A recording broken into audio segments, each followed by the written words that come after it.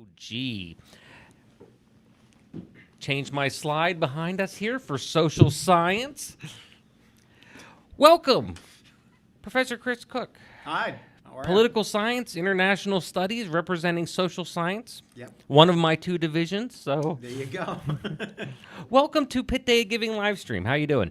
I'm fine. How are you doing? We're here. Let's get you in a little bit closer. We got to eat right. that mic a little bit.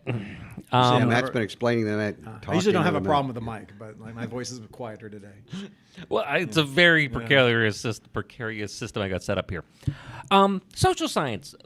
What is involved for those who don't know but are looking to say maybe I want to have $5 and I want to give it to some place? Social science. What's social science include now and encompasses here at UPJ?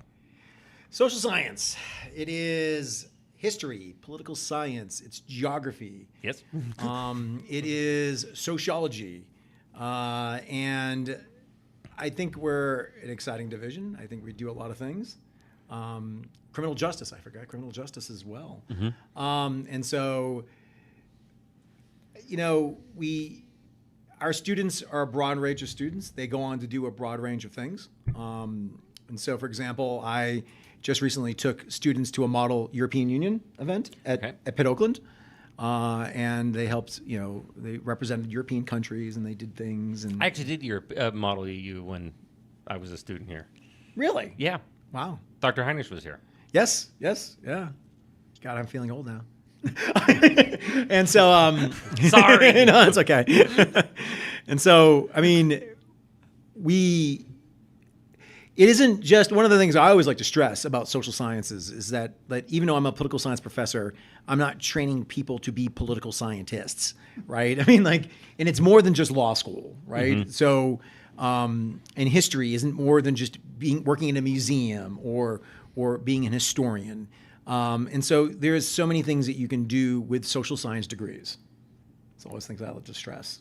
And I think one of the things is you're the school of human communication, because it's all the history, the political science, the sociology. It's how human beings interact with each other. Oh, absolutely. Which is all part of a liberal arts school. Is like you need that part. It's good to be the economist. It's good to be the engineer, but you need to know how to communicate or how the world operates, because it's the politicians that operate the world. It's the business community that does the business. But the context is important, and I enjoy having engineering students in my classes.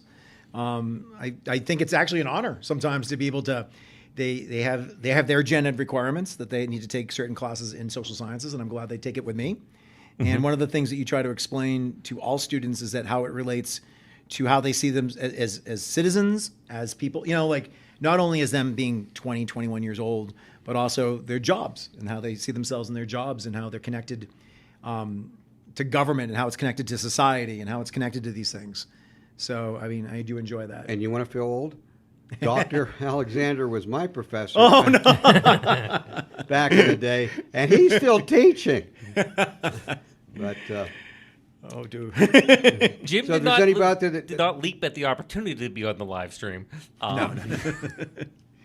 But once again, it's Pit Day of Giving. We have the social sciences here, and as we've been embarking on this, we're asking for obviously a check or $5, $10, $25 as a monthly stipend to give a continuous contribution to the university, so that we can help defray those costs, so that we can be competitive out there to bring more students here to this university and keep it vibrant and alive.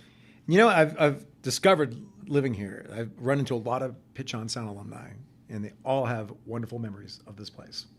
They have wonderful memories. And it's not just education, even though I'm a professor, you'd like to make they have I think it's an important part of the community, and I think it's an important part of people's lives, formative part of their lives. And, we want to make sure that we always keep going, keep making sure that our students have all the access and resources they need. And I think one of the brighter ends of UPJ is because it's the right size. It is. You have the opportunity to meet a lot of diverse people, but at the same time, you're on a personal level with these professors and the other pedagogues that are up here. it's not where you're sitting there with 1,000 students. Showing off that UPJ. Yes, I am. Turn out that. With 1,000 students in a lecture room listening to a professor way down in the well.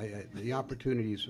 That is important. Something I always stress to parents. I always you've got to make sure that your student knows themselves, like your child knows who they are, because you can go to Oakland and you can sit in a 500-person lecture hall and get lost. Mm-hmm. And you'll do better academically here. You will do better here, and I think, everyone's different. So you have to make sure you keep that in mind. But I think some students were always better served being here with us in Johnstown. You also have behind not just political science, but the international studies moniker. Talk a little bit about where international studies is, what's involved now, and how is it working, and the students involved, and all the components there. International studies is an interdisciplinary kind of program that tries to connect. One of the things about what we try to do in Johnstown altogether is try to pool resources together, right? And so if we have varied classes in humanities that, for example, deal with international literature, international communications in the School of Humanities, we want to find ways to connect that to history, to political science. Like I teach African politics. And we had a colleague that was teaching Asian history, right? And so these international certificate programs are designed to be able for students to be able to connect broad areas across disciplines and get a more enriched kind of understanding of international affairs, which is it's a broadly defined thing. Do the students get to travel? Well, I have to admit that COVID has put a big hurt on that. We had a lot more students traveling before COVID.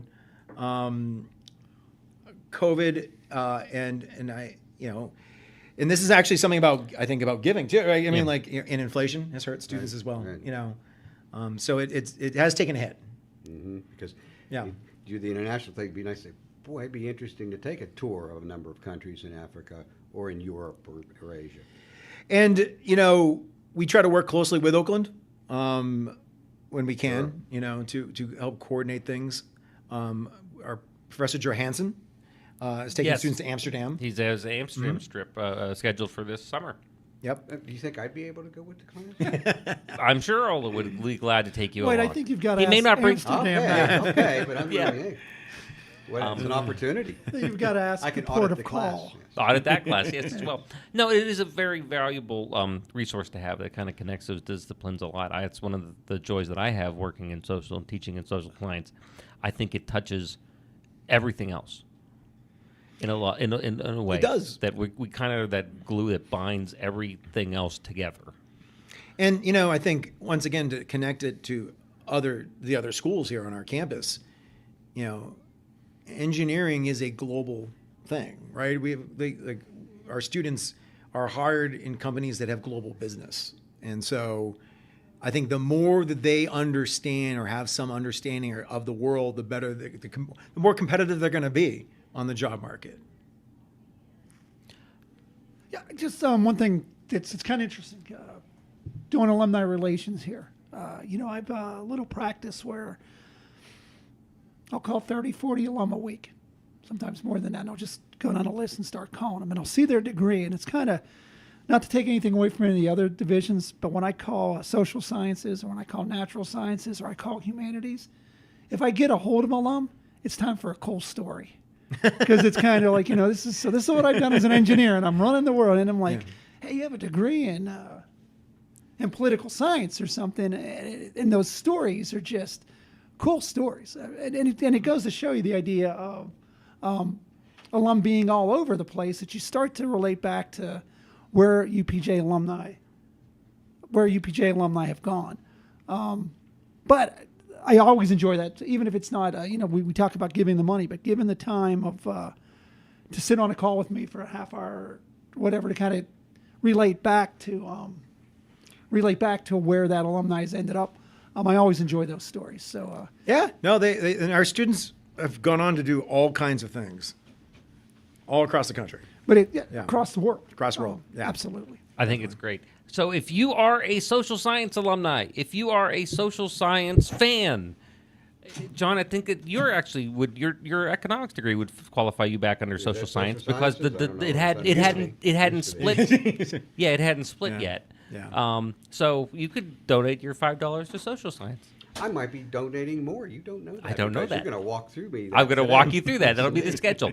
But all in all, you can go to that upj.pitt.edu/PDOG, PDOG, to select, go through. Social science is right there as a category, and it can donate directly to the department across the board.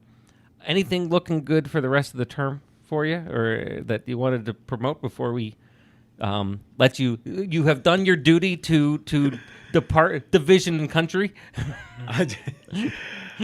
Well, as there is an election coming up, so things always get exciting. I was gonna say, as a recovering politician. Yeah. Are the That's why we students get along so well. engaged in discussions about what's going on in Washington? Or are they fully? I know they're only between 18 and 22, so it's difficult for them to really comprehend the complexities of a national election. I think, And they have no clue that the more important elections are probably state and local. But that's and they are. No, actually, no. Yeah. Sometimes the zoning board is one of the most important damn elections there is. Enter that. That's the point, and not to get us dragged into a political conversation because we'll be here really good. No, I always make that argument, either my classes or when I was in local government, is I'm a lot more dangerous in local government than the president is, because zoning boards, school districts have a lot more say in your life. Let me than leave you anything with else. this. There's a meme I once saw that speaks to that. The mayor in Jaws 1 is still the mayor in Jaws 2. Chris, thank you so much for Well, thank you spending for having me. time with us today. And if anyone has any questions, you can just always send me an email. Yeah, Yeah.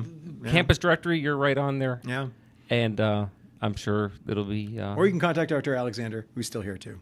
yeah. Wow. Folks...